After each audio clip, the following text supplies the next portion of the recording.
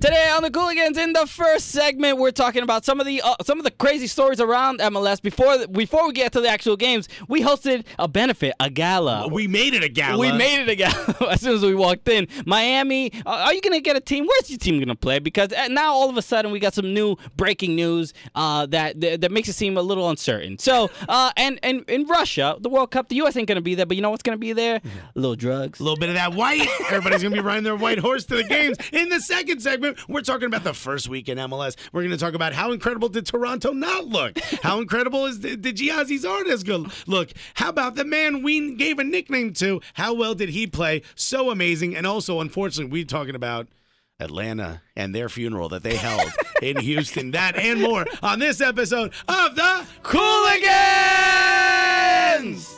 Hey guys, it's Juan Agadello, New England Revolution's forward and U.S. men's national team forward, and you're listening to the Cooligans.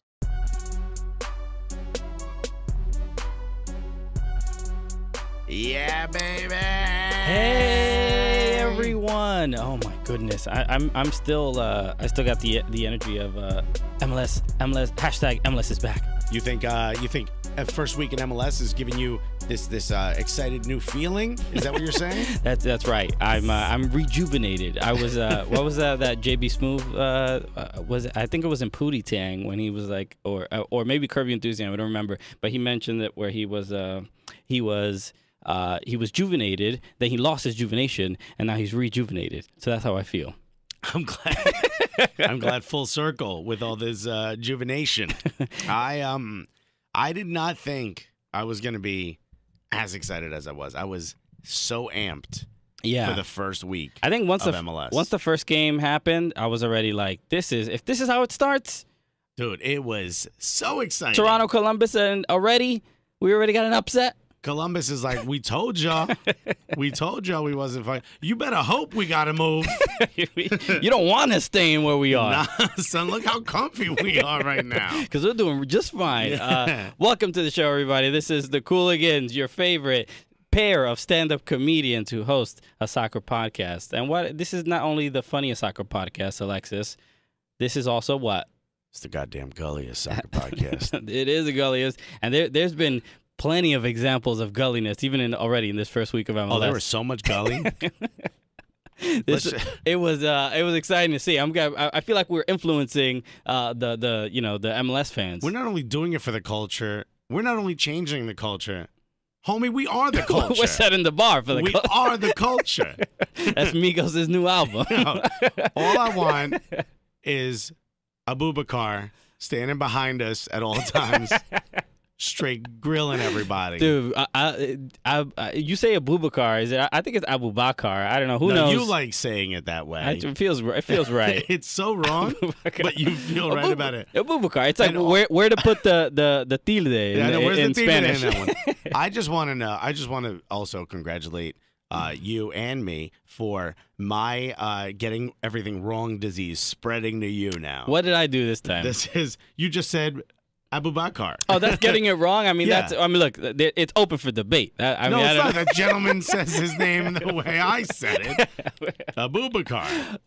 And you're like, I hear you, but I prefer Abubakar. I'm just saying, we called him Babubakar for an entire episode. And that was also on you. So this is your kryptonite. Well, I just want to commend him for his hair. I think he took the hair that Weeknd got rid of and doubled it. Yeah. And he didn't. He took his hair and added it to his. He said, "What if I take Roman Torres' hair and I put the Weeknd's hair on top of it?" Because his hair is everywhere. And he is. By the way, when he runs, it looks glorious. He looks amazing. And that dude is sliding all over the place. Yo, he is an incredible defender. I was surprised when Columbus picked him up, but hey. Worked out well. Doing great. So, again, welcome to the show, everybody. My name is Christian Polanco. And my name is Alexis Guerreros. And together we are the Cooligans. Damn right we are. And like we said, we are pretty stoked about the MLS season starting up again. I mean, it feels different than before. I feel like this offseason was the littest MLS offseason I've ever seen. So it sort of... It's the littiest. It ramped up perfectly into the beginning of the season because it felt like if it was a bit of a concern that if we had this hot off season, the Barcos and Barco getting injured, so that took away some of the steam from that steamboat. Yeah, from that steam Barco. So I was worried that the games wouldn't sort of live up to my expectation, and boy, oh boy, did they. Boy, you were wrong again. I was. Hey, by the way, I was on the same boat. I was on the same Barco as you. I was like, you know what? There's just too much happening, and this is not going to work out well. Sometimes international players take a year to find their groove. They don't get their groove back like Stella until a year later, And, oh, no, they came in swinging. So, look, we're going to get to all the games because, the elephant in the room is that scoreline in Houston. You were about to say me. You son of a bitch. I saw it in your eyes. Everyone listening knew you were going to do it. Nobody knew. You hesitated. I saw it in your eyes. No, you got a twinkle in your eye. You started to smirk. You son of a bitch. Admit it right now. Admit it right now. I'm going to be completely honest. I was not going to say it, but your hyper-awareness, you have a fat joke, hypersensitivity. Constantly looking, you're like, where is it? Where is it? It's coming. I know that they're after me. I keep my ear to the streets, and I keep my ear to the fat jokes, all right? No, I was not going to say it. You were. Come on. I saw the look in your eye. That's how you started laughing right away. I've never had... Don't let this man lie to you, I fans. have never had an issy making a fat joke, especially to certainly you. Have not. Why would I lie about this? I feel like right now you are. No, I meant what I was referring to was Atlanta United and boy, oh boy. So we'll get to that. Jeez, that's all we can really say.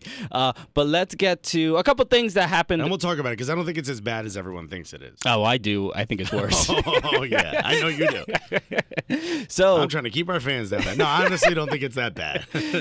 Let's talk about a couple things before we get into the games. We did a really cool thing that we were really excited about and got to be invited to.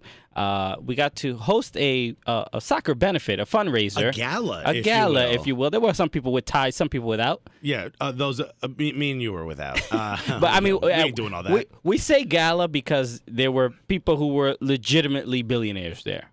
So as soon as billionaires are there, it's a gala. Yeah. If a billionaire walked into this room will be a gala. It's a gala all of a sudden. I went to the bathroom to go pee. All of a sudden, it became a gala. It's a gala now. So we got to host the Met Oval benefit, which is a if you guys don't know, Met Oval is it now just became an academy. It's officially an academy for I believe for U.S. soccer, U16, U17, something like that. Yeah.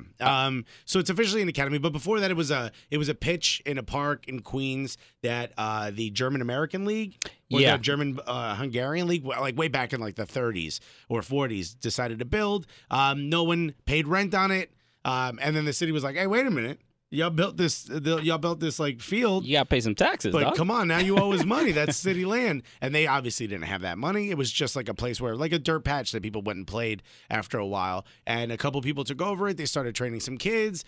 We talked about it. It is partially pay for play, but that money also sponsors a ton of scholarship kids that are from low-income families here in New York City, so it's like a really positive story. Justin Hawk, who a lot of people called Cavani, who came in for a preseason game at NYCFC. Yeah. Really young kid. I think he's 16, 17 years old. Really long hair, which is why everyone calls him Cavani, even though he's a defender. And his face is also Cavani's face. Yeah, he also has Cavani's face. He also plays for PSG. So, and he's very Uruguayan. He was drinking mate on the field, and that's not allowed.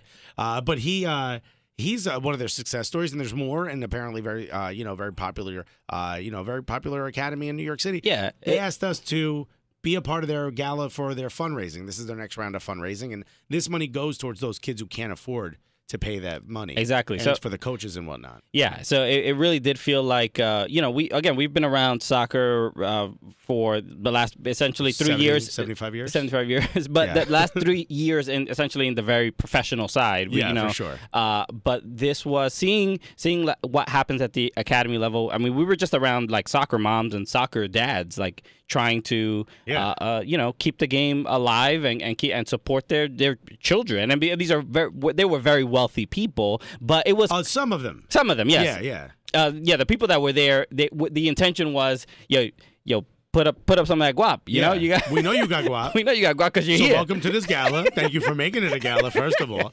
And second of all, why don't you take so much money out of your pocket that this is no longer a gala? Yeah, you know what I mean? and it's interesting because we were, at least for me, I know when they asked us initially, a lot of the debate when we were talking about the U.S. soccer, the presidency and pay to play was like a big deal, and right. So we talk about it, but we never really spoke to like the parents and the academy people, and we never went inside the pay for play system. We broke in. So, but getting to hear their experiences and what it's like, and really how much of a struggle it is to keep an academy afloat. Yeah, and it takes a lot of volunteer work. It takes a lot of donations. Right. But I want to make sure before we continue this conversation, for those of you that are listening that have this one thought in your mind, we agree with you. If solidarity payments... Alexis is fat. I'm kidding. Okay. You were thinking about it. Finally came out. Because just so he could be like, I told you so, everybody. Oh, you didn't need to do that. I knew it all along, guys. You know what? There's video of this, and I don't know. I might zoom in on his face right as he says that statement before, because I'm telling you, he had the smell of a very evil man. What the solidarity payments? If they were a part of the system, these events might not necessarily be necessary. I don't know if that's a proper statement. No, yeah, I mean, necessarily be necessary. Yeah, or it might not. They may not be as important. They may not. Yeah, it wouldn't account for so much of what they were going to do. Yeah. And there were some people that came out that were really gracious. And let's be honest, some of these rich people's kids, they're not going anywhere. All right, this is a chance for them to not start doing prescription drugs. You know what I mean? Like that's the only reason. I mean, geez, like, I wish you wouldn't have said that at the gala, but yeah, I want to thank you, parents, for giving your kids an after-school, I guess, activity. But for some kids, rich or not, this is a big opportunity for them, and these types of fundraisers mean that more kids that maybe can't, or coaches that financially are hamstrung and may not be able to sit there and pay as close attention to the children and focus on their training can now do that. So wonderful story for us. Wonderful for everybody involved. It was cool. Let's get it. It really did feel like, like we were trying to contribute whatever we could to sort of that growth of the game at the youth level. And can I tell you how excited people were that we were there? Like when we got up to do stand up, I would say at least 10% paid attention. They couldn't care any less. No one knew who we were. They knew my shirt was from Old Navy. They could give a fuck. But you know who all the soccer moms who were there by themselves that night, dancing up a storm, they cared greatly. Yeah, when Luis Robles came on stage. Oh my God. They were very supportive of that young man. Oh my God. They were slipping off their seats. They were so wet. It was embarrassing for some of these women. Thirsty. No, I don't. I support their however they want to express their support for Luis Robles. Go for it. It's fine. We need. You would have thought he played for Thirst Trap FC. It was. Oh my God! It was great. But Luis Robles. Were they eating oysters before he got there? It was aphrodisiac. Shocking. I mean, Robles is an aphrodisiac for everyone. His wife was on call the whole night. Somebody came up to Luis like, "So, what do you play for?" And she's like, "He plays for the motherfucking New York Red Bulls." You better step off. And he ain't gonna play with your feelings. He don't give a shit about you at all. So it was cool. Luis Robles was there. What a sweetheart. The nicest dude in the world, and we were telling him, we're like, dude, we want to hate you, man. He treated us the exact opposite of the way that New York Red Bull fans treat us. I mean, he was so warm and just incredibly kind. He was not only kind, but I would go as far as this. He was inspirational. I would say not only was he inspirational, but he was life-changing. He was so supportive and nice, and he thought we were funny. We were making him laugh. He was making jokes. He made jokes at us. We're having a good time. We ended up out of nowhere. So the thing was like a silent auction, right? And there was like, the owner of Crystal Palace was there, and he was giving away he also owns the 76ers. Yeah, he did get tickets to courtside seats, courtside seats, and the president's box, autographed jerseys from NYCFC, from Red Bulls, from of vacation in Costa Rica. David Villa's autographed jersey, David Villa's boots, game worn boots, cleats, whatever, the whole nine, right? Luis Robles not only showed up to the event, he brought with him 2 autographed jerseys. One, the home kit, signed by everybody. The entire signed by team. everyone on the team. Even the OGs, even Kleshin, even Felipe. Kleshin was on there. Felipe was on there. Kaku was not. Kaku was not. Yeah, Whatever. Well, he got the shirt before he showed up. Again, announced Kaku already. I know they did. And he brought the away shirt, the long sleeve shirt, Tyler Adams jersey. And if you flipped it on the back, Tyler his Adams signature was on it. Yeah. Yeah. And people were excited about it, but we got to do. But he helped us with the auction. We live auction. We did a live auction for these, and also a signed David Villa kit, which was and funny. A signed David Villa shirt. Which I have a photo of Luis Robles holding a David Villa kit, which is just hilarious. Yeah, and he looked not happy to be holding it. He played along with the whole thing. But he was again. More than anything, when we told him we were like, hey, we're NYCFC fans. He was just like, look, dude, as long as you guys support soccer, I'm cool with you. Yeah, I mean, I thought he took it too far when he hit us with a sandwich board. Yeah, you know I mean he didn't need to. A little step too far. Why is there a sandwich board at this gala? Also, I can't believe that's only how much a sandwich costs as I'm on the floor. I'm like, my God, I would have ordered that minutes ago at this gala. At these prices, they're so affordable. Is it the rent? How are they doing it? So it was just he actually helped us with we didn't know we were going to live raffle. They asked us to kind of like. Kind of live be the auction. MC. It's live auction. Don't say live raffle. Whatever. Sorry, This is live raffle. I mean, this is a gala. This isn't a tricky tray. Although you're not allowed to say tricky tray anymore. No, wait. Now you can say tricky tray. You can't say Chinese auction. Okay. Yeah. Yeah, tricky tray. I'm like, thinking, what's the slur there? And then you added the other one. And I'm like, oh, okay, I see. I see what that replaced. Yeah, Chinese auction is apparently offensive when you do it, not saying it. So I can still say it on this podcast. Chinese auction. But Tricky Tray was what replaced it. Anyway, it was a silent auction where everyone wrote their names down and how much they were bidding for all these things. But to kind of get the spirit going of people spending more money, they were like, yo, let's do a live auction. And I can't remember the lady's name. Gail, maybe? Came up to us and she was like, here, just kind of gave us 2 jerseys. She's like, come meet Luis Robles. Oh, yeah. And she was like, look, the jerseys are autographed. Everyone was really nice and sweet. Shouts to Cindy Capone. Shouts to Jeff Saunders for putting us on there. But Luis Robles was like, yeah. Well, I'll help.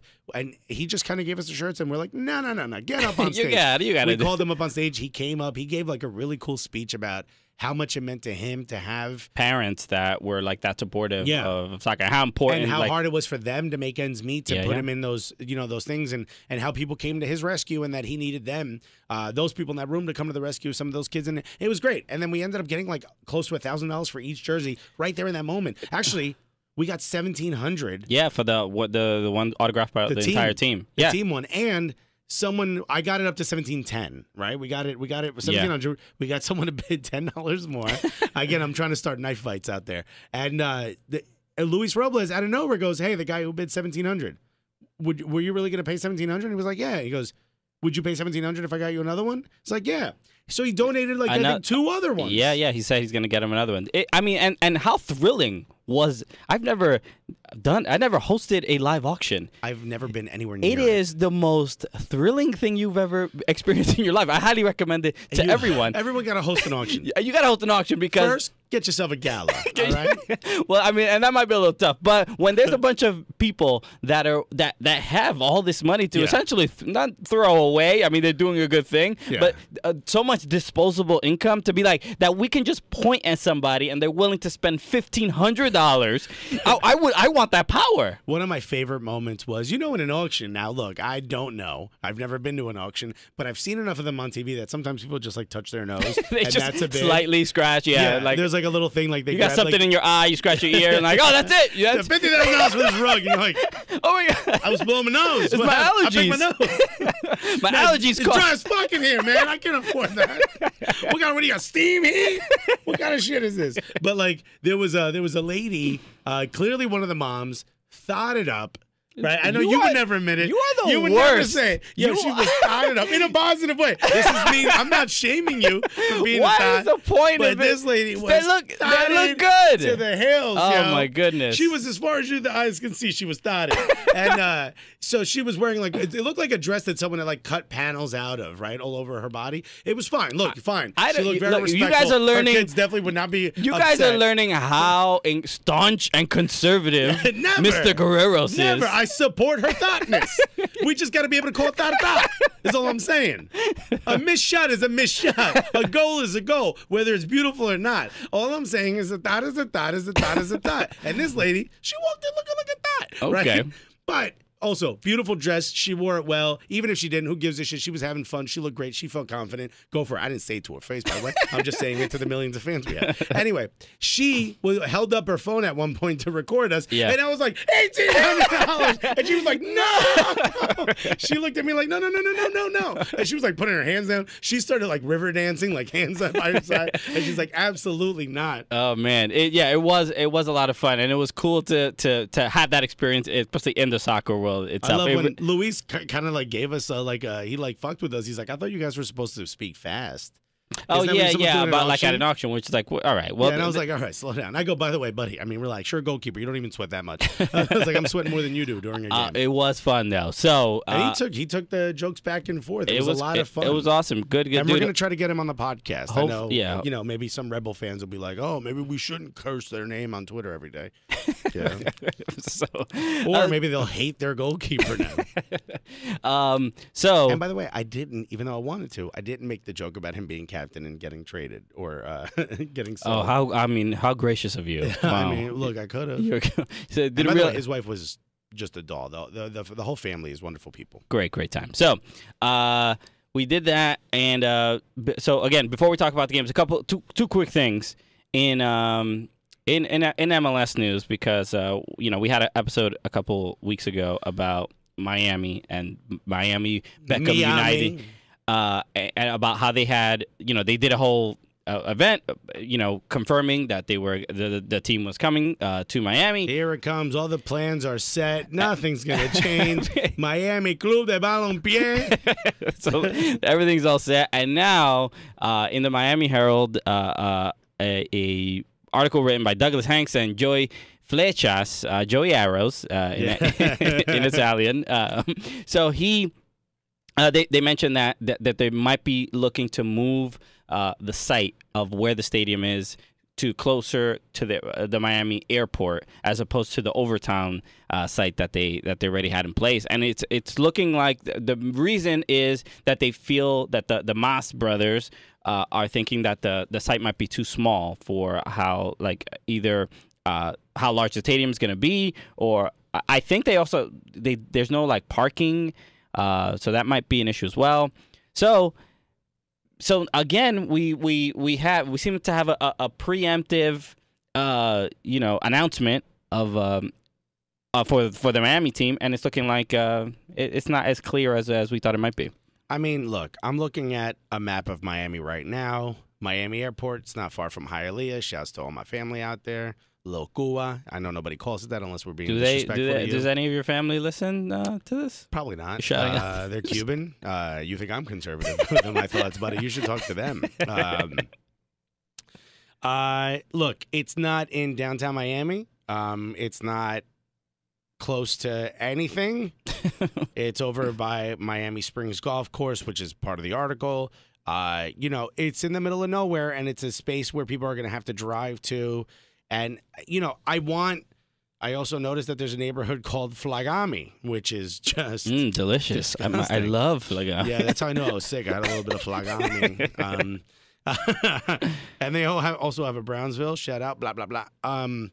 I don't know if I think I'm using my New York sort of idea of what I would want a stadium, or like a Eurocentric feel, to say that would be good for Miami, to have it in the middle of like Overton or Overtown, where it's more city-like and you can walk to the stadium. But that's actually not Miami's culture. So is this a good thing or a bad thing? I don't know. I mean, it's not that much farther from. No, you have to think of this in Miami. Yeah, I mean, Do you go to Miami a lot? I've been there three times. No, then you don't go. All right. So I've been to South Beach, so I get it. You've been to South Beach? Then you've met 6 Cubans your entire life.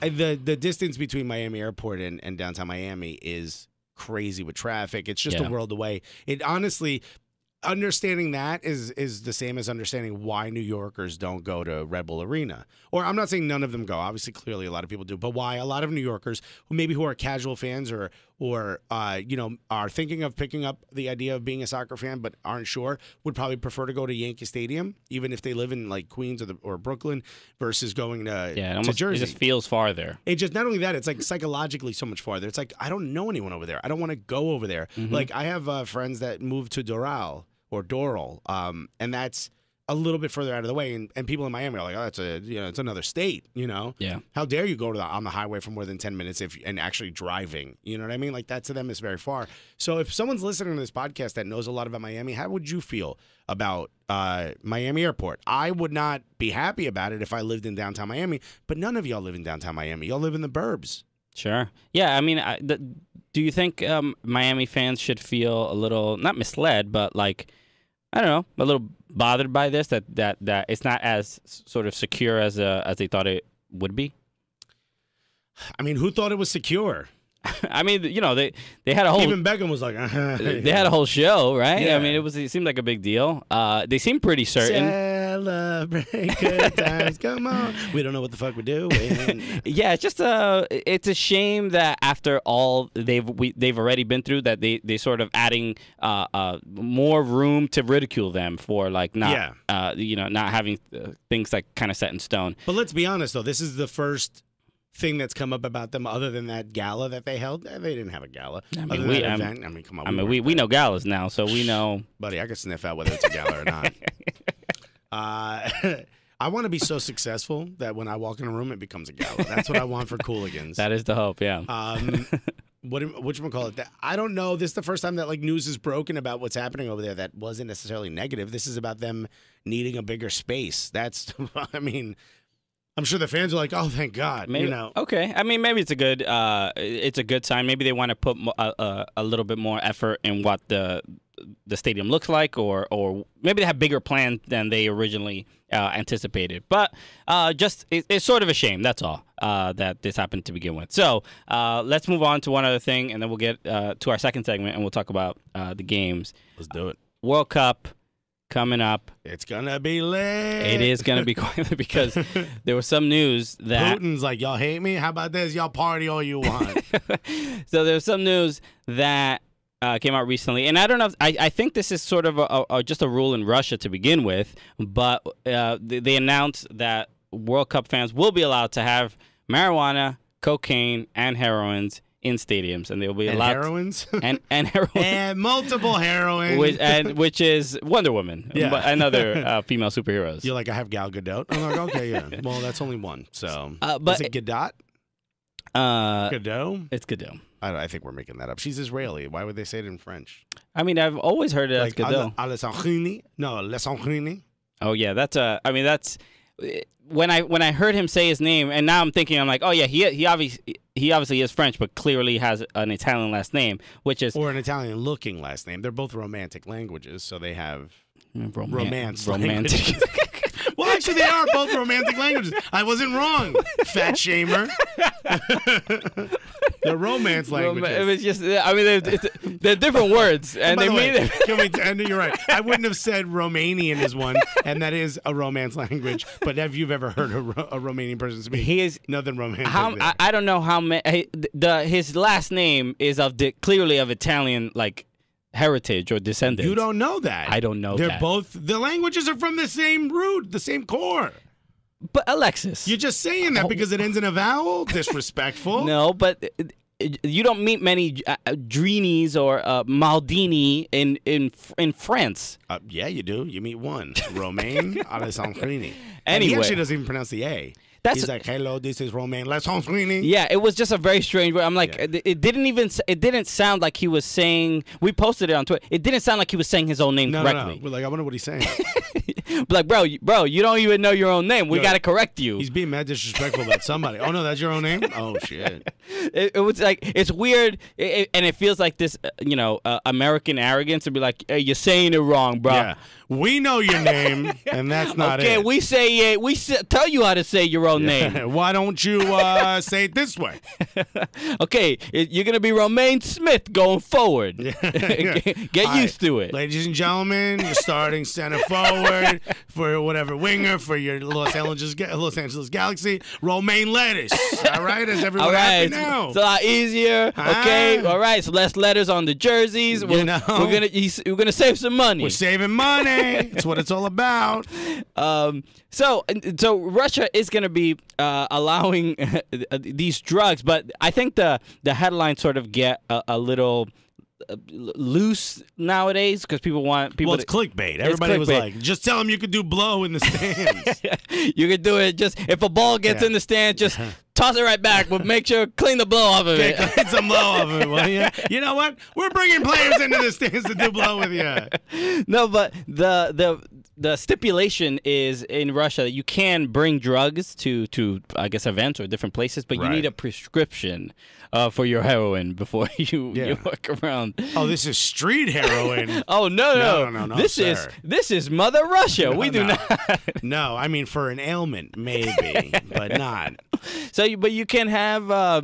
It seems strange, just in itself, that you can get a prescription for cocaine in Russia, which is what is the issue? I think it's doing too much heroin. Hey, like, we got to bring this guy back up a little bit. It's like you go, hey doc, can you get me? I need a prescription for some cocaine. All right, okay, look, all right, look, doc, okay, great idea, I got you.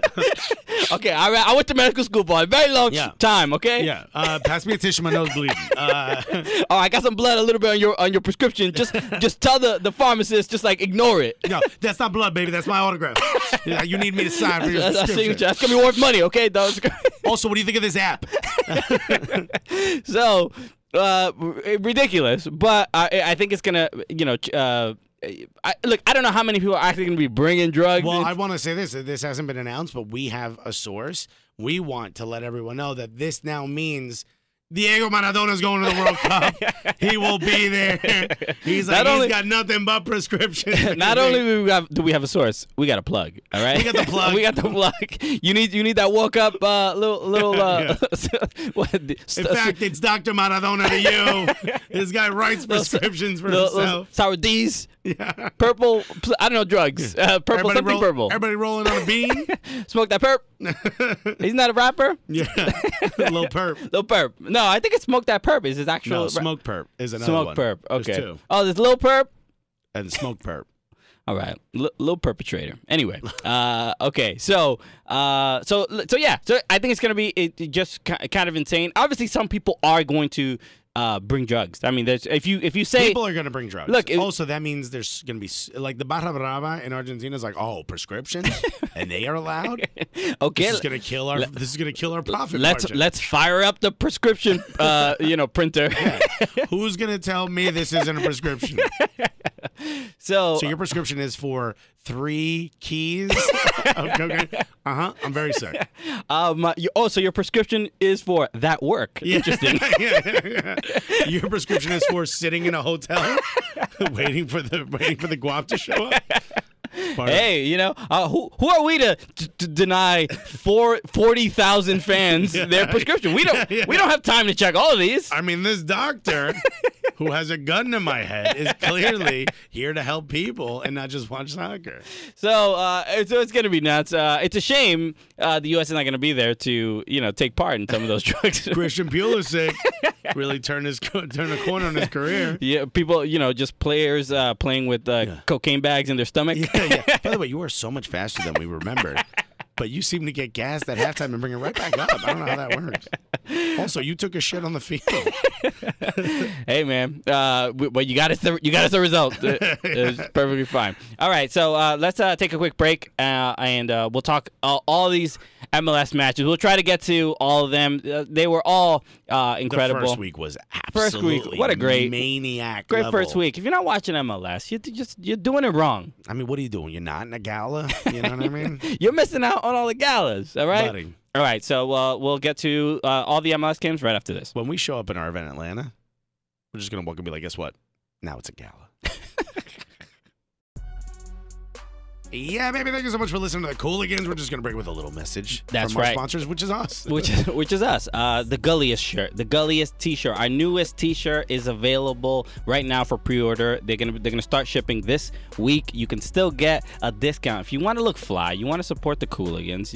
I mean, we're doing this. I mean, it's basically charity. Look, we're giving you a discount on a pre-order. The discount's going to go away when the shirt finally arrives and the whole public can get it. And by the way, we've had to order additional. We love you guys for pre-ordering it, but we want you to know there's still more. You can still continue to order. We're just going to add more to the order once we order them from the factory. So you go ahead, buy yourself one. Why wouldn't you want to? It says Gulliest on the front. We got a couple Easter eggs, which you've seen. We got the Cooligans logo on the arm. Nobody got that. It's looking fly. It looks dope. It looks dope. So make sure you support. If you're a fan of the show, support the Cooligans by rocking the tee, man. It'll really mean a lot to us. So go to onthevalleyapparel.com and you can see. You can click on men's or women's tee, and you can click on a t-shirt and pick one up. Do it. Yeah.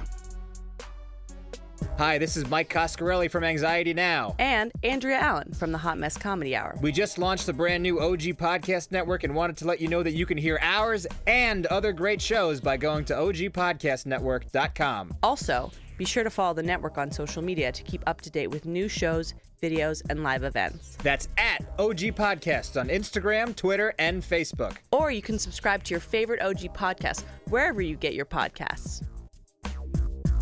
Yeah, baby, we're back. Oh, we're back. Oh, man. So, I mean, let's I mean, we keep talking about how crazy of a start it was, but it really, and the reason it was is because everything that we expected to happen did not happen. No, nobody. Who picked these games? Nobody. We follow, what is it, MLS John or MLS Johnny, the guy who bets, the gambling dude? Oh, yeah. I think it's MLS Johnny. And he was like, oh, if this team scores another goal, I'm putting my money on this. And, his Twitter was like either on fire or he stopped tweeting at one point. Because it was just like, everything's all over the place. Because he just broke his phone. Yeah. He's like, this is too much happening. Oh, but, man, look, let's get right to it. And really, this was the game that was the biggest surprise because, again, the hype train, the Kool-Aid that everybody's offering, this peach flavored Kool-Aid. Oh boy, the King Peach flavored Kool-Aid. No, I mean, Atlanta United should not start the season like this based on their signings, based on the season that they had in their inaugural year. It's just insane. From the beginning, as soon as the whistle blew, they looked awful. Got Atlana'd. They got Atlanta. What Atlanta was doing to teams last year happened to them. Now, let's also say this was the first game of the season. Yes. And you were going up against a team that finished last year on fire, decided to buy nobody, but they're players that are really good. They sold Cubo Torres, right? Which he didn't do much. I know he scored some goals, but he wasn't doing much. Mm-hmm. But he was kind of like a little bit of a black hole on the field there because you would pass him the ball and you would feel the need to sort of feed him. You got Albert Ellis and you got Kyoto who were out there doing. And Manotas was the one. Manotas he got is 2 a goals. monster. He looked amazing. I had him on my team and I ended up dropping him for Ola Kamara. On your fantasy team? On my fantasy team. Yeah, no, on the club that I own. We should clarify. Yeah, on Double Cheeseburger FC. That I don't host this show with Wilmer Cabrera. No, you don't. So I got much better hair. But he, this was an opportunity for the three of them to shine. And Manotas is coming into the part of his career where it's like, look, you've shown the flashes of brilliance. Go do it every game. Go do it 90 minutes. And look, and as much as good as Houston was, we have to highlight how terrible Atlanta were defensively. So first goal, look, I'll start with this. In the preseason, Atlanta didn't look as amazing as I thought I was gonna see. Right? They didn't play too well against Columbus. They didn't play. I forget who else they played, but there were just a couple games that they just like what you wanted to see, that brilliance. You wanted to see Nagbe have that chemistry with Almiron and Villalba and everybody. And Villalba was hurt in the preseason, but you wanted to see that, and that was not present. But more than anything, and look, Atlanta United Twitter is already crazy, and they've been talking so much about. They're mad emo too. And they're not. Mad emo. I always say, look, I would have been sad too. This was the first. It's a lot. This is their first breakup. When NYCFC had that 7-0 to the Red Bulls. I mean, look, you get emotional. I was very emo. It was difficult. You know, that was the most emotional I'd ever been at a sporting event in my life. I'm not saying I didn't recognize what they were going through. All I'm saying is they were going through it. But the thing that Atlanta United was crazy about, even in the preseason, were their defensive issues and their lack of after losing after selling Carlos Carmona. They've got no DM. So, and I was like, what? Like, I didn't look. I'm not as invested in Atlanta United as people in Georgia are, right? Right. But when I was looking at sort of the concern, I'm like, oh, come on, guys. They're going to be fine. They were great last year. Tata Martino, baby. Tata, everybody. What are you talking about? You guys are crazy. Yeah.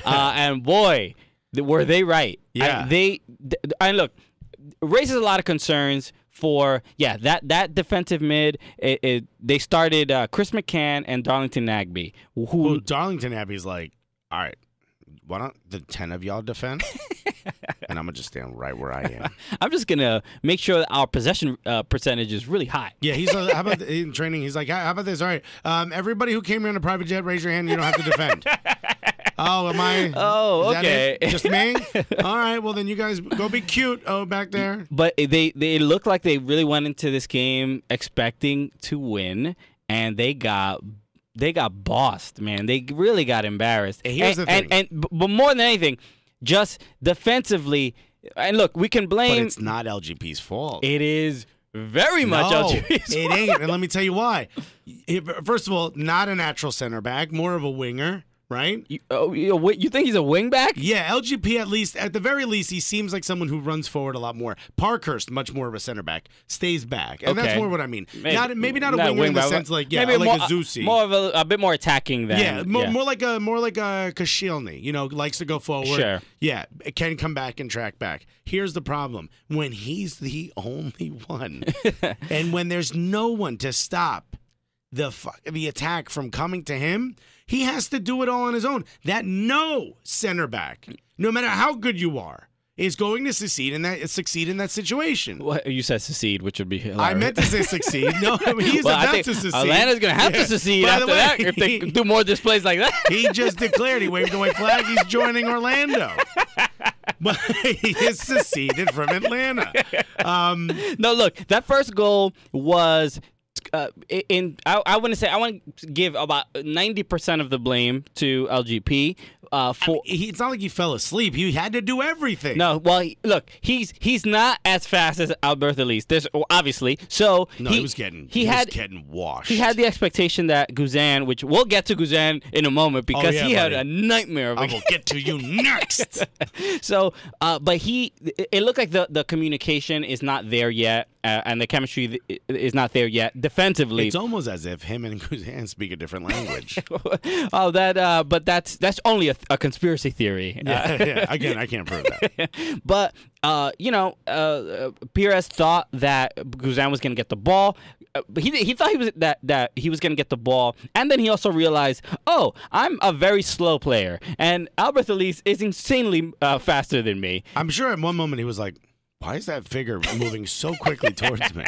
It seems to be getting bigger at a faster pace than it looked unfair when like watching that foot race. Yeah. But Pires, he thought Guzan was going to go for the ball, which he wasn't. He wasn't even near it. No. It was just a bad, just poor communication and a bad expectation that the goalkeeper was going to get it. But at least good on him. Beat Pires. Pires gets just bodied, falls down on the ground, and basically does a cross for a tap-in for Andrew Wenger. So, is it Wenger or it is Wenger? Andrew Wenger out. Yeah, anyway. Wenger out. Put your Wenger back in, buddy. No, but he looked great. Yeah, I mean here's the thing about the difference between what Wilmer Cabrera did versus what Tata Martino did is Wilmer Cabrera didn't bring out the biggest names in the sport, which Tata Martino kind of did, other than Barco, who's injured. But also, I mean, the Dynamo can't afford. No, what I'm saying doing, is he didn't field a bunch of big names like Tata did. But what he did field is a solidified team. They are a team, and they're young and they're incredibly athletic. And you saw that when and with how bad Atlanta looked defensively. In the second goal, Philip Senderos, Arsenal man, scores his first MLS goal, right? And does a knee slide in the middle of the pitch.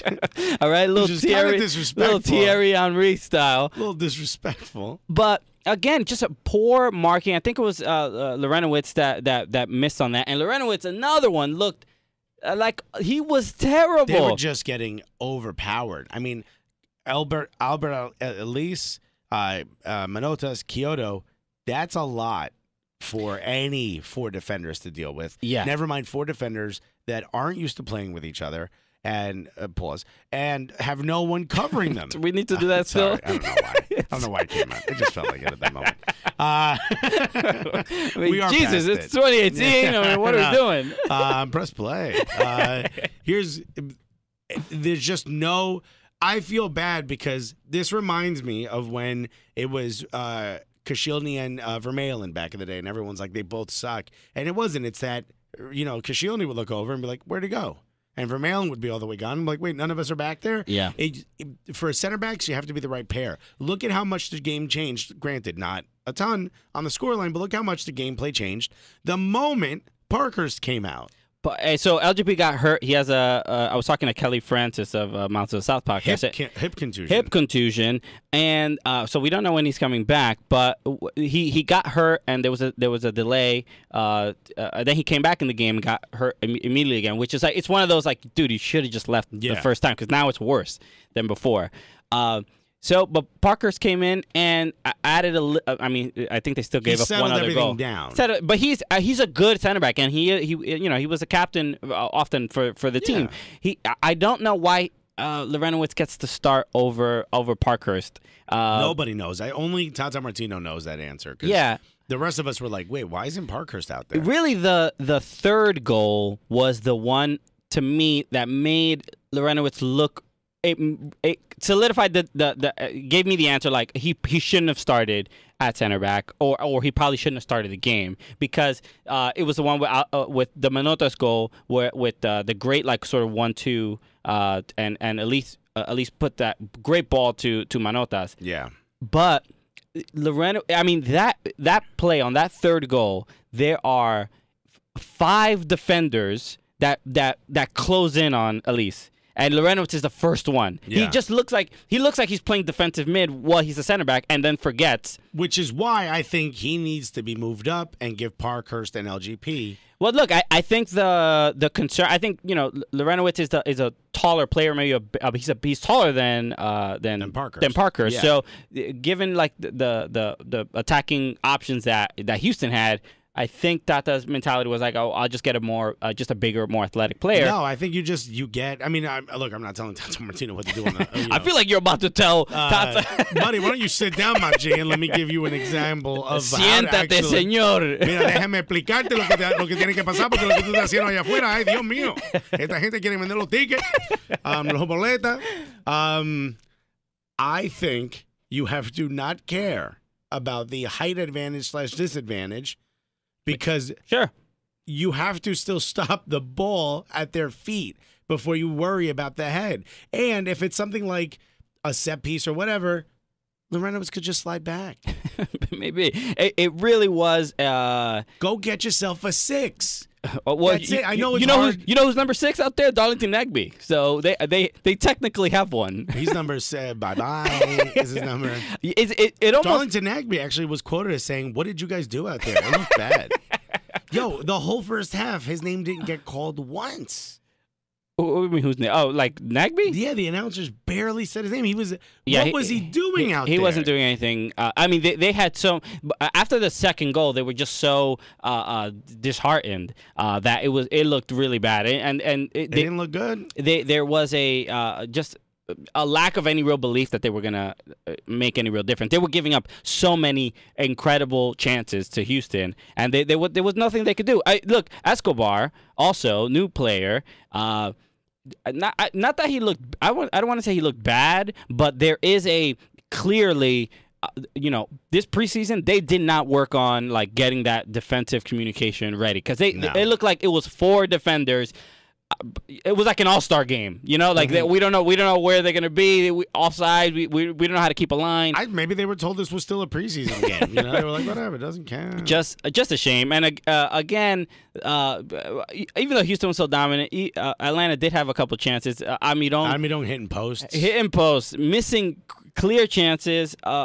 They at that point they were already down 4. And then the hilarious thing when they were down 3.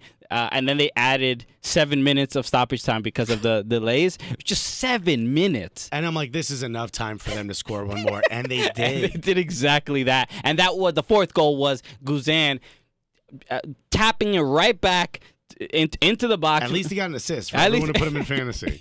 He was just like, all right, look, I got you. I know I know you've been having a little bit of a tough time. I've been stopping some shots, and I feel bad. I know. I feel bad. I got in the way of that last one. So let me just set one up right for you. Just incredible, inexplicable, unacceptable.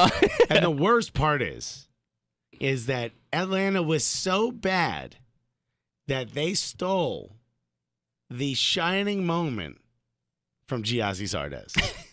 This was supposed to be Giassi Zardes's weekend, and no one's talking about him. Because he scored a goal?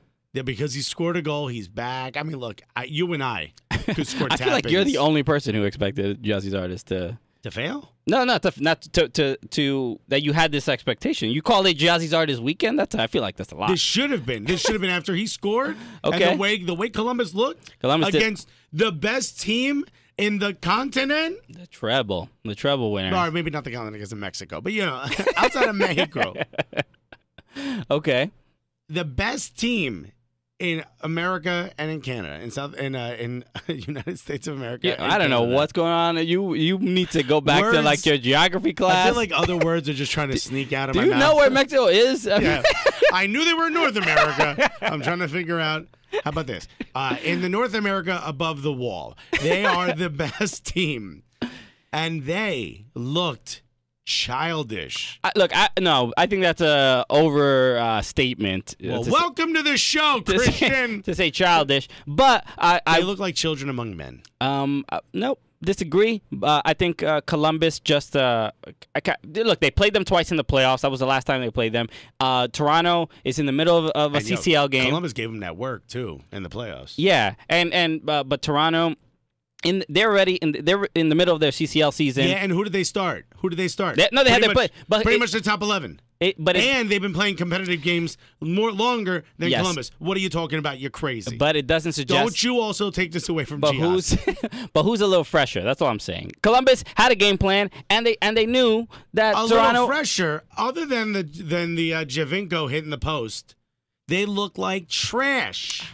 All right. Well, we're going to try to change your mind? I like this Akechi dude. But here's the problem. Remember how successful Toronto was with the 3-5-2? Okay.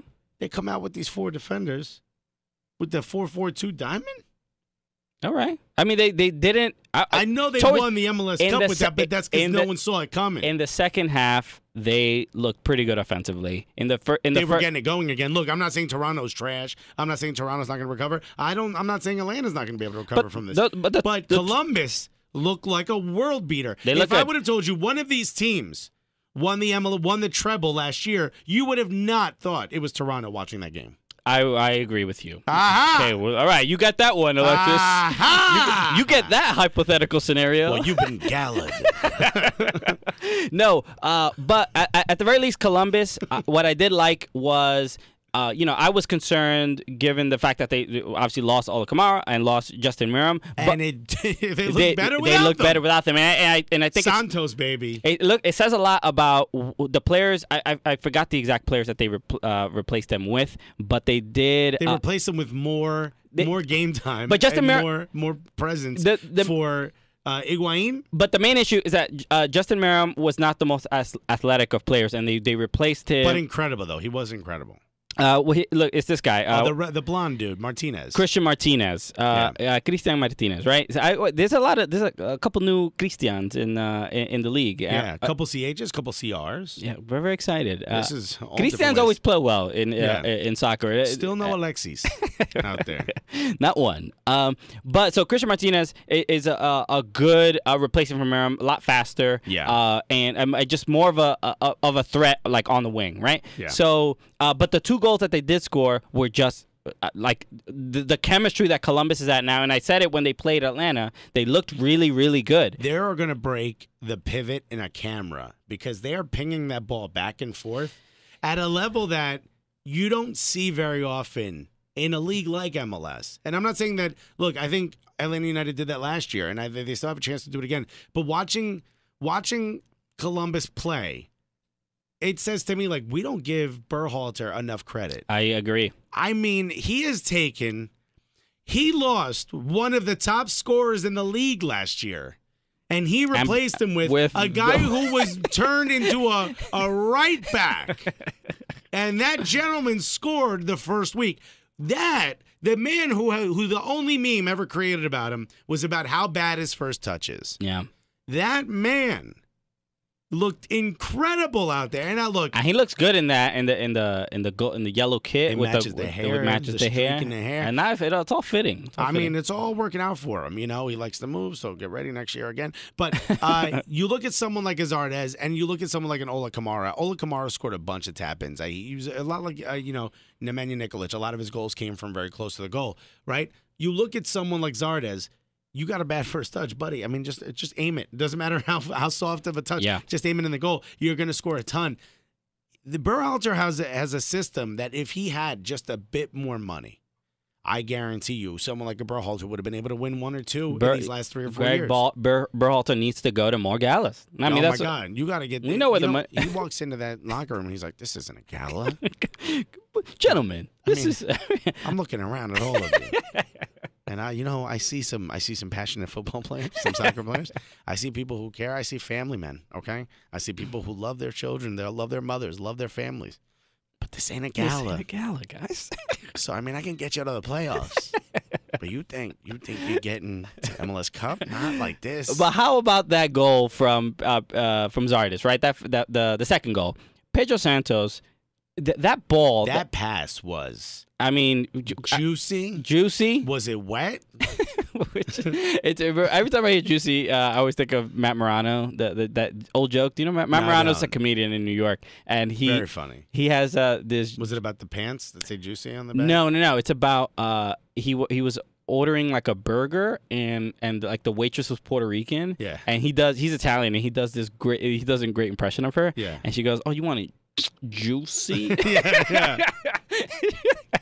It makes me laugh every time I hear that. But it was quite a juicy pass. Yeah. It was like when I saw the pass, I was like, oh, if I was a defender, I'd take this dude out right after they celebrate this goal. Yeah, it's like when the lineman, when the quarterback takes out the lineman when they have when they didn't get sacked all game. Yeah, you got to take them out because they did all the dirty work. Yeah.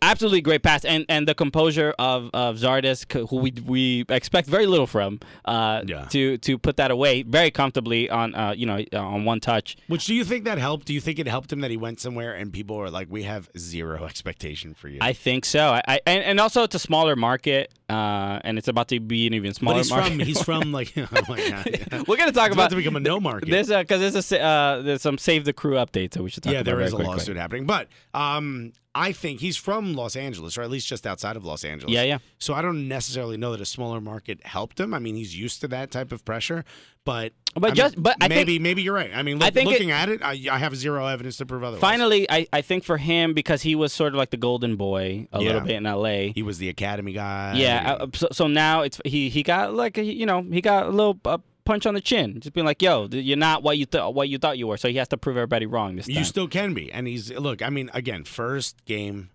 of the year. Yeah. So I'm not gonna walk over and say this is it. This is exactly who they are. They're gonna be amazing. But They look. I mean, they look great at the end of last year. Columbus look and again defensively. Will Trapp looks great. Yeah, they look comfortable, and there's not many outside of the two changes of those two players that left.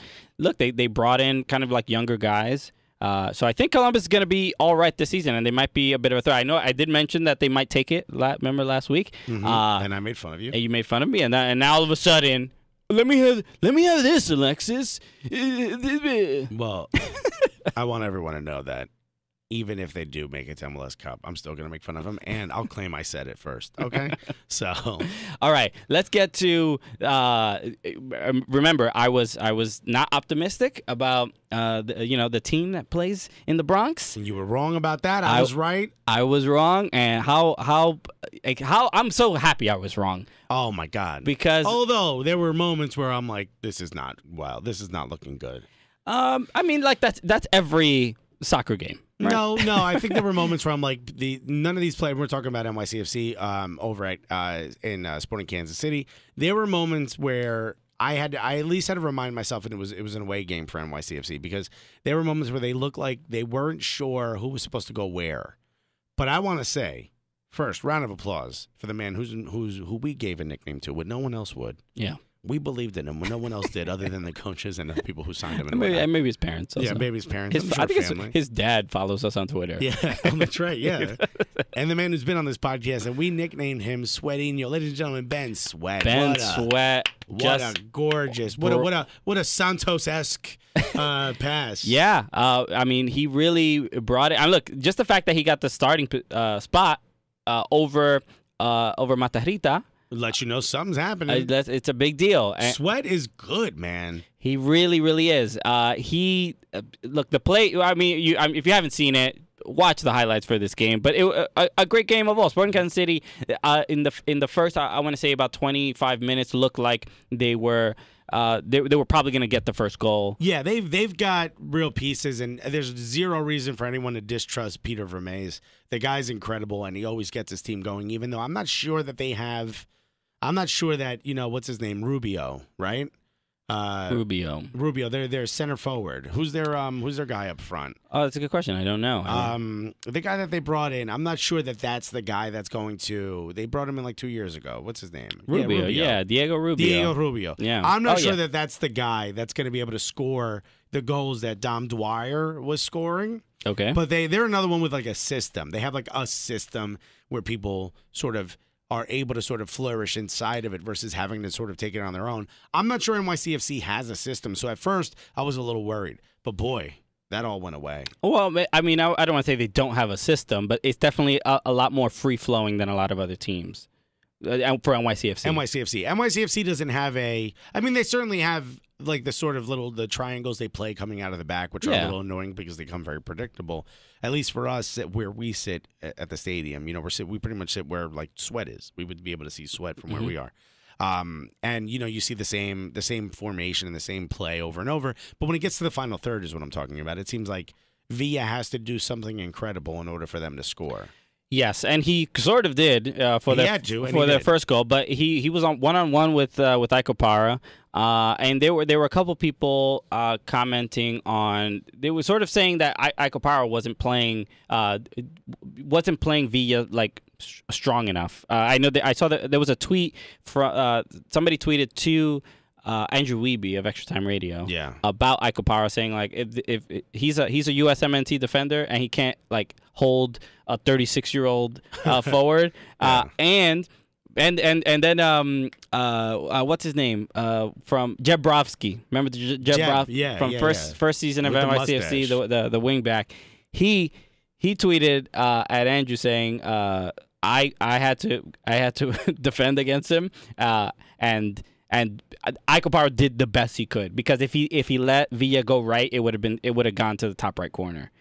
So there's nothing you can really do there. I mean, the guy is top scorer in Spain's history. I mean, it doesn't matter how old he is. He's still very, very good and incredibly accurate. And if you give him any space, he will take a shot, and it will be on goal. And he is also a very youthful player. Like, he's not someone who plays like a 35-year-old. Oh, not at all. He seems like he has at least another 2 years left in his legs. I mean, at least at this point of the season. Yeah, I did. Overall, I liked. That first goal was impressive because he got by Akopara, got a great cross in for little Maxi Morales, and for as an NYCFC fan, obviously that first goal and to do it that well made me feel optimistic. Because I'm like, all right, this is what the team's gonna look like. I'm all right with this, and seeing how Villa was playing in this new season, and Jack Harrison leaving, what's going to be sort of expected of Villa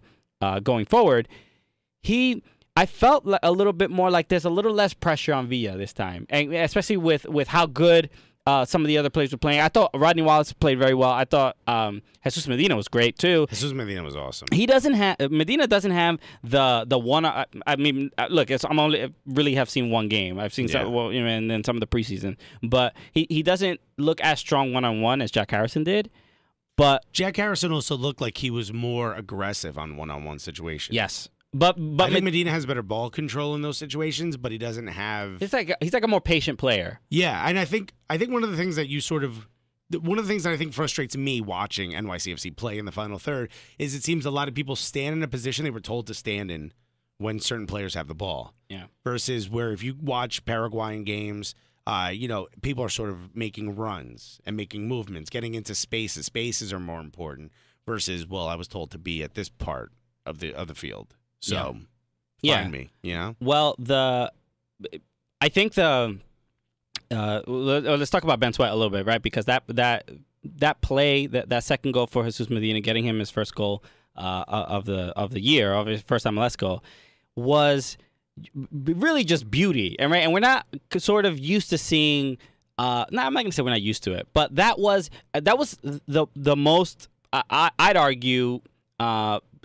The best team goal coming from the back, it started from Morales to Wallace to a pass to Herrera, that back flick. Flicks. Herrera's running opposite the direction you want to attack. He's running away from goal. Yeah, and he sort of just steps over the ball and hits with his back heel, so the ball has more propulsion in the direction it's going, but he also angles it slightly so that literally you could see Sweat was like, I should stop this, but there was nothing he can do. He's like, I got to chase it down. But it's interesting because, and I think I at that moment I started seeing the Patrick Vieira system, right? Because Rodney Wallace was basically at the left back position. Yeah. And Ben Sweat, who is, it's a counter. So instead of getting behind Wallace, what he does is run. He runs where he runs into the available space that Rodney Wallace left open. Exactly. Yeah. So it was just a brilliant decision because Ben Sweat started running on that play as soon as Maxi passed the ball to Rodney Wallace. Right, so you're not watching that if you're just watching the clip. You're watching Maxi make the pass, but Sweat is full steam ahead. Yeah, he's running as soon as the pass goes to Herrera, and not when he receives the ball. No, as soon as it leaves Wallace. It actually passed in front of Sweat to get to Herrera, essentially. Yes, and he ran full speed. Graham Zusi was presumed that Herrera was going to take a touch on the ball and stop the ball. Sweat was like, nah, I'm just going to keep going. So I'm going to keep running because I'm sure you're going to find me. Absolutely great run. But the skill to I don't even know if I can't even tell if Ben Sweat is left-footed or right-footed. I'm not really sure. But he could hit these with his chin. He's that good. It's that sharp. It's a chiseled chin as well. Chiseled chin. But that ball that the cross that he put for Jesus Medina was absolutely perfect. It was so good that Medina's first touch wasn't as good as it normally is because he was like, oh my God. Oh my God, I didn't expect. Who put the ball right here? Is this one of those extra ones that a kid throw around? Was that an American player that just did that? Well, look at you. Just gorgeous, right? And overall, the offensively, especially in the second half, NYCFC looked great. I mean, Yeah, they they did just look like great. from after like maybe the 30th minute to about the 75th. Beautiful game. I was very, very happy with how they looked. A concern for Sporting Kansas City.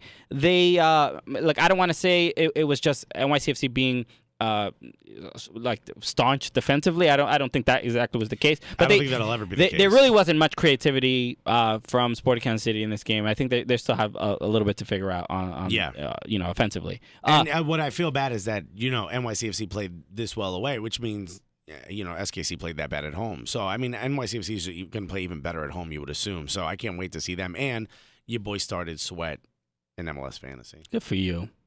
Good for you, Alexis. I believe in you, Sweatinho. There were a couple interesting things in this game with Maxime Chanel. There were 2 VAR uses of video review. The fastest review in history. I mean, Mark Geiger was... Everyone, the reporter, the announcer, us, we all were like, nah, son, this is not going to go well. And so the first one was a tackle on Daniel Shalhoub that looked... From when watching it live, I'm like, oh, this might. I don't see how this is gonna go our way. Like, this is clearly a red. It's clearly a penalty at the very least. And yeah, he caught the ball. It looked a little clumsy, but you can't deny that Chanel did get the ball. To me, it wasn't enough evidence. Sort of like when there's an NFL review where there's not enough conclusive evidence. To me, it wasn't as conclusive to be like, there's no way it was a penalty. So it's weird to make that call. But hey, as a fan, I'm like, you got it right, Marky. I'm like, Mark. No, it was Mark Geiger. I'm like, you're gonna fuck this up, Mark. I know it. Come on, Geiger. Oh my God, we love you. We love you, Geiger. Get this man a promotion. There's only one Mark Geiger. One Mark Geiger. I mean, I really hope he gets a promotion and starts refereeing some World Cup games. I mean, he's really that great. This guy needs it. But then another video review. Chanel gets that red. Chanel gets that red after getting beat by Jesus Fernandez. Yeah. As soon as Fernandez got into the game, I'm like, all right, everybody, the NYCFC players are tired. Chanel especially. He's coming off an injury from last year. This is not good. And he was getting beat left and right. Left and right. So, yes, they had Fernandez beat Chanel. Chanel tries to. He clipped his feet. To me, it's a little bit of debate if it was red. Tinnerholm was pretty close. I don't know if it was a red, definitively. But yellow, without a doubt. It was clearly a yellow, clearly a foul. If you want to give him a red after taking back a penalty, I'll take it. I don't know if it was a denial. What was that, 78th minute? When did that happen again? 78, 79, something like that. 80. So, I mean, as far as I'm concerned, we didn't have to, suffer through a penalty. Let's move on. But whatever. Tinnerholm was pretty close. Also, what do you think of Tinnerholm? I thought he played pretty well. Tinnerholm played really good. Ring a little sketchy for me. I completely disagree. Ring was amazing. Ring had moments where I was like, couple giveaways here and there, but you expect that from the midfield. Tinnerholm though. I didn't expect much from Tinnerholm. Ring had that shot on goal, that crack that Melia saved. So Melia played great, by the way. I know they're giving him a lot of shit for giving him the 2 goals, but he still looks good. We're excited about the boys in blue. So we'll see how the rest of the season goes. So out of everyone else, because I know we're running out of time here, is there any team that other than couple that completely surprised you? Orlando DC. Was pretty exciting. Emil Assad looks great with that team, huh? I mean, he looks great in that kit. Are you kidding me? He looked like you've been there his whole life. Scored his goal. Maddox, by the way, DC, you need to get you a Giazzi Zardes. Oh, we didn't talk very quickly. We didn't talk about the breakaway that NYCFC had because there was another. Who was it that caught up to him? It was Christian Lobato. My God, another Christian. Wow, but that happened twice in this weekend.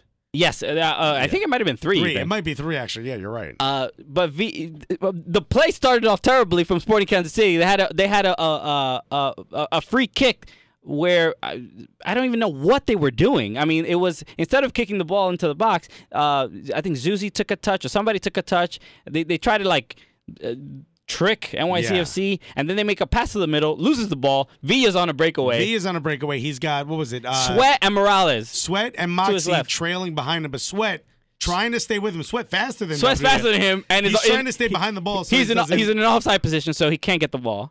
And Moxie is behind him. I'm sure everyone's yelling, Someone's behind you. Pass us the ball. Just leave it. Leave it, and No, Moxie would hit it. I honestly think nobody was asking for the ball because Villa 9 times out of 10 that will be a goal. You don't. It's so rare that he gets a chance like that. And Some dude, is preparing for the World Cup and did a little bit of blow and was able to catch him because what's his name? Lobato. Christian Lobato Jr. Lobato Jr. I'm kidding. Hilarious. John Cicada caught up to him. Christian Lobato found him and then slid, and Amelia jumped up and was like, "Yeah, baby, that's what you do." Yeah, I thought he was gonna throw him into the air, but he was so happy. To me, a little debatable because he cleared the ball. Great play on Lobato, right? But the ball went out, and then the referee called for halftime, which shouldn't it be a corner kick? Maybe there wasn't enough time. I don't know. I don't know. It seems like a weird decision to end the half.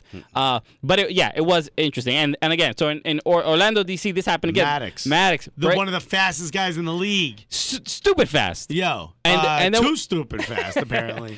And there was another breakaway, and he got caught up to almost the exact same play. It looked exactly alike by Mohamed El Munir. Mohamed, which by the way they were playing with 10 men, so he was gassed very much. And they, I forgot who's what's that? I can't remember the keeper for Orlando. Like Joe Bendik. Yeah, Bendik tries to pick him up the same way Melia picked up. Yeah. And he was just like, "Leave me on the ground. I need a moment." But that game was really good too. DC United scores first. Yumil Assad, he does that cross. Nobody gets a touch on it, and it goes right in. But there was a penalty. Also started Yumil Assad. Thank you. There was a penalty that was awarded to DC United after handball, and Bendik had a great save on the penalty. Maddox, I feel like Maddox shouldn't be your penalty taker, but I don't think he should be doing anything besides tap-ins. It's weird. I don't know what the purpose of this particular lineup was. I feel like I didn't. I feel like I barely recognized DC United. It just seemed like a lot of either new players or who's that was NYCFC, the forward. Why am I forgetting? What are you talking about? Who was the forward for? Patrick Mullins. Patrick Mullins. I'm like Patrick Mullins should. I feel like he should was sort of be in the game, and he also played really well towards the end of the last season. He should be. I think he's a scorer, but he had some gaps in there, man. I don't know. He started with like 2 hat tricks, and then he died out. Maddox is the starting forward for I think they DC just United. want pace. I honestly think they want pace. I mean, they're doing a 4-1-4-1. They just want pace. Sure. And Briand also had a good game. He had that great save off the line, former NYCFC product, right? So what was some of the other games? I think Vancouver. Montreal. What did I talk about? Did I not talk about Davies? Did I not talk about Davies? Yes or no question. Did I not talk about Davies? Also, I don't listen to the show. Did I not talk about Davies? No. Yes, you did talk about Davies. Come on, son. I told you. He looked good, and the pairing of him and Kai Kamara is gonna be beautiful. It's gonna be fun to watch. Dangerous. Davies had the assist on the Kamara header goal, and Kamara just being. Dude, it's scary how he looks like he is as dangerous with his head as he is with his feet. You know what I mean? Like his head, the ball comes off his head. It seems like it's faster than when he kicks it. He has a massive forehead, and I think that's what does it. He got his hair pulled back, right? See, he's exposing a lot of forehead. There's a lot of adding additional space. There's to the forehead. There's a lot of real estate to get a clean ball off of there. He's got that Gervinho hairline. But that cross which was at like kind of a weird angle, and Kai Kamara had to adjust. And it was in swinging, and he. I mean, you needed a protractor to get it at that angle. Mathematicians are still studying that angle. He literally just squeezed it in the near post. Yeah, Vancouver. I think there's a lot to be excited about, and even though Montreal, I think they have to figure some stuff out. New coach. I think one thing they have to figure out is that Mancosu is should not be your starting forward. Oh sure, I know he scored, but. I feel like now that like Patrice Bernier is gone. Yeah. And so he was clearly the captain and provided some sort of defensive stability. I think that's sort of the issue now going forward, like what the team is going to look like, that midfield. Because who's Just give it to Ignacio. Okay. Yeah. Let Piatti run that team. They were kind of shut down, and Mancoso was like really the only one that was, to me, like any like real threat. But I just don't think he's good enough at this level. But I think he would be great to be the second striker. I don't know if that he's good on his own. He looked great when Didier Drogba was there. Sure. A couple of Philly shocking the world. Philly. No one believed in Philly. I didn't believe in Philly. Well, I think Philly didn't believe in Philly. Yeah. Not not very high expectations. But seeing David Accam there, I think really makes a huge difference. And we were talking about, with Andy Winter especially, what Accam is going to do for the other players around there. And like we thought, attracted so much attention, gave great chances for it. Actually, I think allowed Alejandro Bedoya to play up a little bit more forward than he probably is used to. Yeah, Alejandro Bedoya I thought was going to be a 6, and he was up there a little bit. I mean, he was there. There was a really big missed chance by CJ Sapong. Yeah. I mean, literally just had a Giazzi Zardes it right in, and it sort of trickled off and his foot. That is the standard. Of, which is now that's what we're calling it. Center forwards. And I hope Sapong starts to play well so he can win the Giazzi Zardes Most Valuable Player Award. But there was moments where I was really excited about seeing how they were playing with Alejandro Bedoya up there. I did love the moment when Sapong missed that sitter. Yeah. And Bedoya, his face turned his turned entire away. body. He's like, I can't even look at you right now. Just I can't even. Because he literally turned away, put his hands to the sky, and be like, "Are you serious right now?" He was like, King Akam, could you please tell CJ Sapong? I don't even want to talk to him anymore. Because talk to me in the second half, maybe. I need to see what you're doing. San Jose looks okay. Was San Jose that good, or Minnesota still this bad? I think San Jose was that good. I really do. Yeah, Minnesota. Who's in? San Jose. Got that perm. Winning this game 3-2. I call him Romeo Santos of Aventura. He got that hair. He got that. Yo, give me that straight hair. Put every chemical you got. So, San Jose definitely Danny Hussein and the loss of Marco Ureña to LAFC. Yeah. I really feel it's like now more's going to be required of Danny Hussein, and you saw it after that first goal, that sort of just like one touch shot outside of the box right past Lamson, looked incredibly comfortable. Look more of a leader than ever before. I was just about to say he's like saying like, look, this is my team now. Yeah. The Minnesota, again, that does raise a question. Was Minnesota very bad? And yes, they were, right? But they were still issues with possession, still problems in the midfield, but up front. Look, again, this is another thing. I don't know who was. I think Christian Ramirez did not start this game. No. I don't know offensively. I don't know what. Molino's all they have, and he started to take control of that game, but just a little bit. Just a tad too late. Yeah. And it's a real shame because he has a lot of skill, but he is being wasted up there right now. Last thing I want to say is no one cares about LA Galaxy. You won. Portland, you had nobody out there. But it's a big concern. I don't know what the hell Portland was doing. By the way, Portland had only fielded only one U.S. men's national team eligible player. And that's and that makes you sad? What? I mean, I'm saying, like, damn, son, you got nobody out there. That's a lot of MLS teams. Nobody knows. The average is 3.5 per team, which is not great. And I'm not. You know me. I'm not one of those people that are like, we need to let the Americans play. No. But you need to be good Major enough. League Soccer is Sweat will carry us will carry us alone. Major League Soccer is changing. Especially. Can I just say something about LAFC? And look, Seattle. I know you were missing a bunch of players. Dempsey didn't play. Morris is out with injury. Osvaldo Alonso's out with injury. Who else wasn't there? Somebody else wasn't there for Seattle. So you guys weren't at 100%. Clint Dempsey was out for Seattle. You said that right. Okay. But I want to say right now, aquí vienen los uruguayos. Really? Che, mira, vienen los uruguayos. The first goal on the last day he's a teenager for LAFC's entire team. Ladies and gentlemen, your former captain of Peñarol, Come on, everybody, let me hear it. Diego Rossi. You know they can't. We can't hear them, right? They're listening. I hear people going crazy right now. Diego Rossi.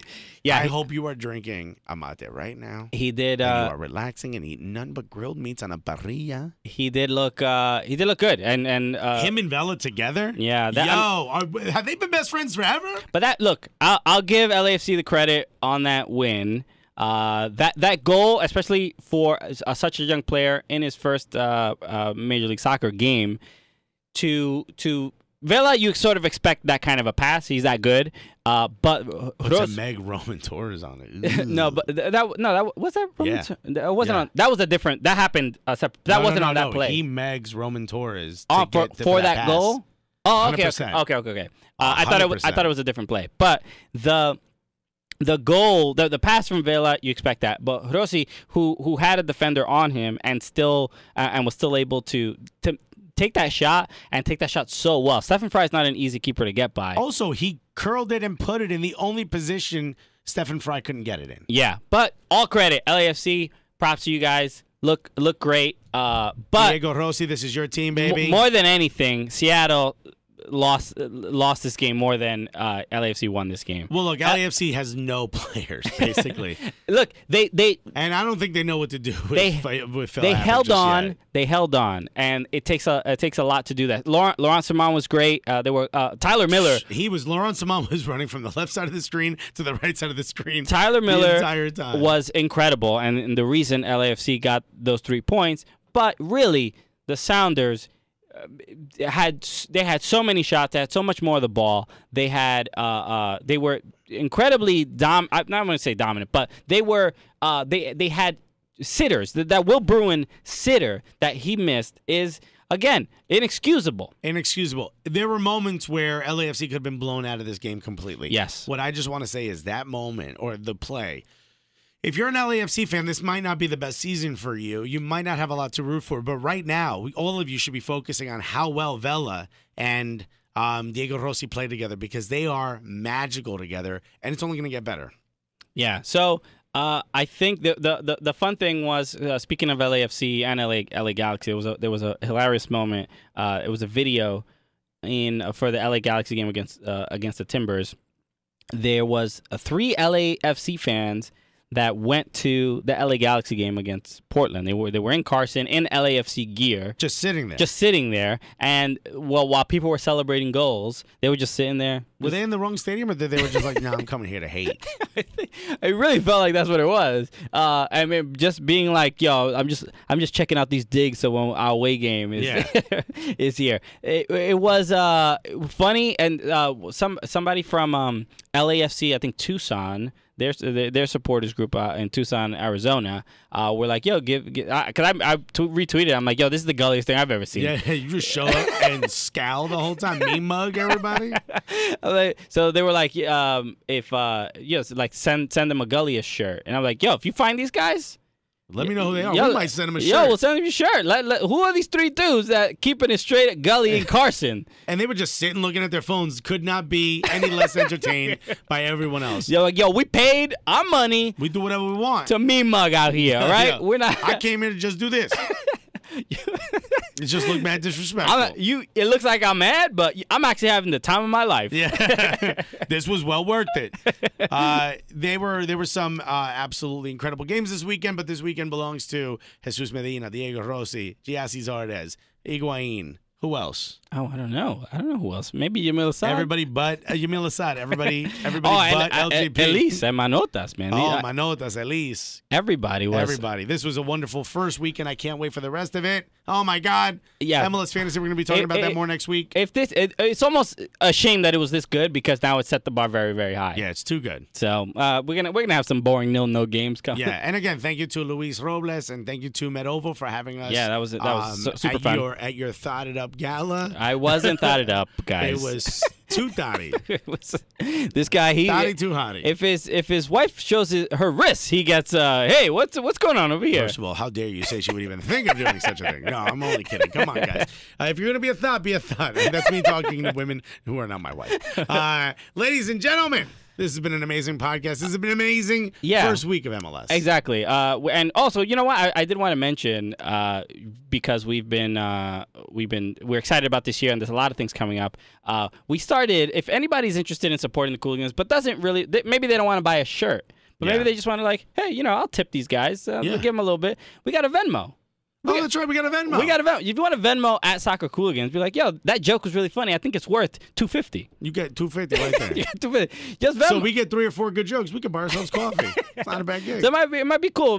Might be a nice way to help support the Cooligans. Yeah. If you feel free. And all that money goes right back into the Cooligans. Yeah. And coffee. And coffee. No, we get free coffee here at the station now, so it goes straight into the show. So that's it, everybody. Thank you again for listening to the show. Leaves to 5 stars. We're going close. Yeah, we're at I believe 94 reviews. Oh, there's 60 out there who haven't done it yet. We know it. It's the quest for 100 iTunes reviews. If you haven't done it, get on. You're listening to the show right now. Get out there and do it. Right there. It's on your phone. You don't even have to stop listening to it. You can leave the review while you're listening. Look, we're gonna tell you right now what to write because if you don't even know what to say. All right. The Cooligans are the greatest podcast I've ever listened to. And they're so gully that I've now become gully-er because I listen to them. Exactly. And right now, I am on the New York City subway. I am on the D.C. Metro. Oh, it's SEPTA. I'm on MARTA right now. Yeah. And she is not enjoying it. And I feel like I'm scowling at all the other passengers because that's how gully this show is making me. Exactly. So look, the review's right there. We wrote it for you. Do that immediately. So again, my name is Christian Polanco. My name is Alexis Guerrero. And together, what are we? The Cooligans!